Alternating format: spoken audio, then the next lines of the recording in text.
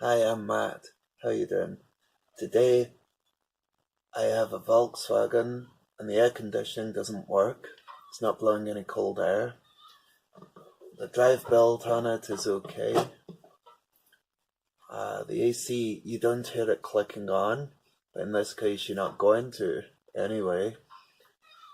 The system is full of pressure, although I do need to get a better set of manifold gauges for doing any aircon work, because the one that I've got is one of those cheap DIY gauges.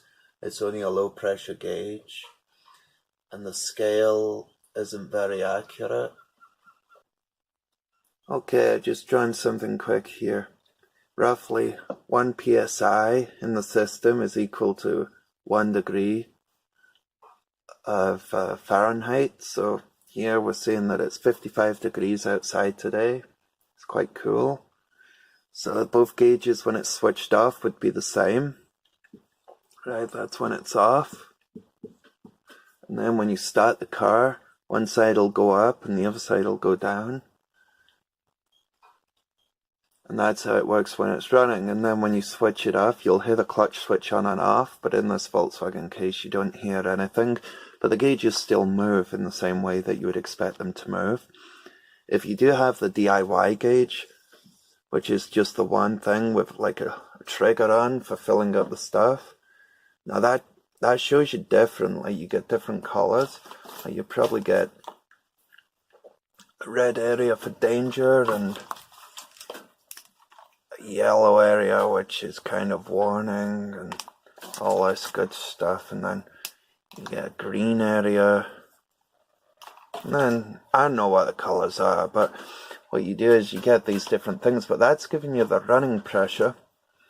That's not off, so it looks like if you were up here and the gauge was like in here or that sort of area, you'd think it's overfilled. It's not. These gauges are usually intended for when the system's running and not a static pressure, and because it's on the low pressure side, like I said here, it'll drop when it's switched on. So that's why this will look misleading. Plus it doesn't have numbers as often as you'd like around the outside. It's just got maybe a few all the way around it, and they're not even evenly spaced, so I kind of can't really use them for any proper diagnostics. It's just a rough guide. But certainly if you've seen the trigger, if it was in this area when you started the car, I mean if it was in this area when you put it on the car but then it dropped to like over here after the aircon was switched on, you'd know that it's working. Then you switch it off again if the gauge goes back over to a higher amount, and I would say that's 55 roughly psi to match the pressure that's in the circuit in those ones. It's doing the same job, just not as accurate, and you can't really see what's going on with a proper diagnostics of the system. I'll show you a video of this duty cycle working on the car, but the aircon's still not working where a car needs a clutch.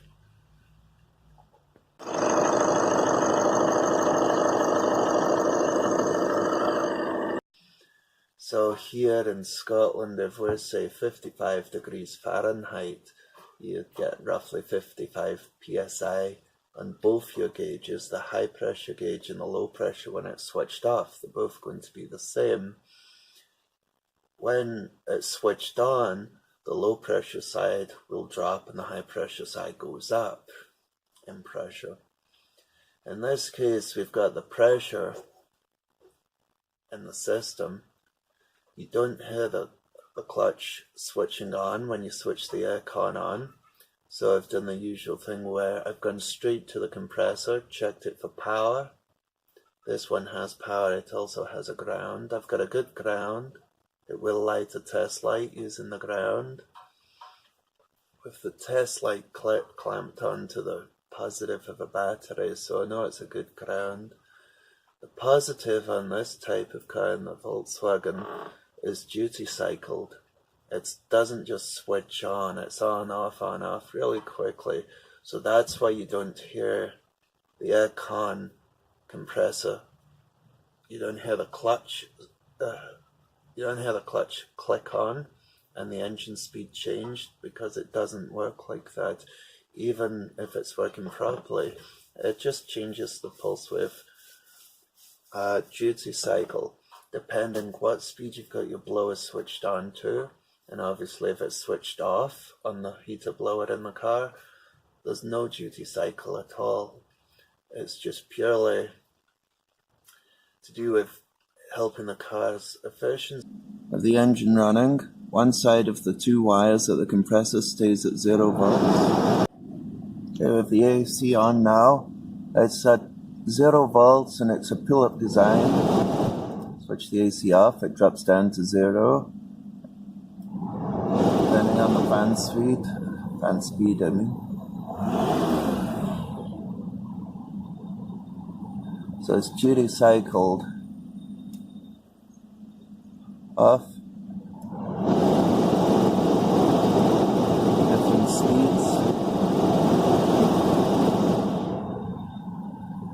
The thing with these Volkswagens and Audis, I've had a few of these compressors that don't do anything. They're getting the power in the ground, and you can change the speed on the heater blower and you'll see the sine wave change on your scope, and it still doesn't do anything. It still doesn't give you aircon, any cold air, but you know there's pressure in it. And in that case, you can change the compressor. You might be able to strip down and change the clutch. I don't know, I've never done it. I've just changed the compressor when that happens, and it's always fixed it.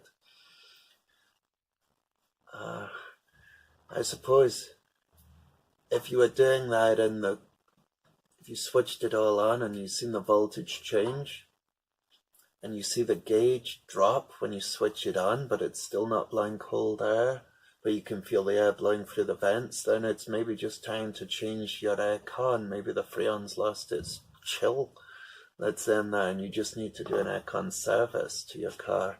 And that's safe to do that, knowing that you've got no leaks, it's held pressure, everything should be okay for a service if that's the case. So I've done this with a little gauge, a DIY gauge on the low pressure side, and I am going to get a better set of manifold gauges. I do have access to them, but I don't have my own. So I'm going to get my own. I think it'll definitely help. Anyway, I thought I would just mention that on these cars, you don't hear the aircon switch, even if it is working properly. Thanks for watching. I hope it was useful.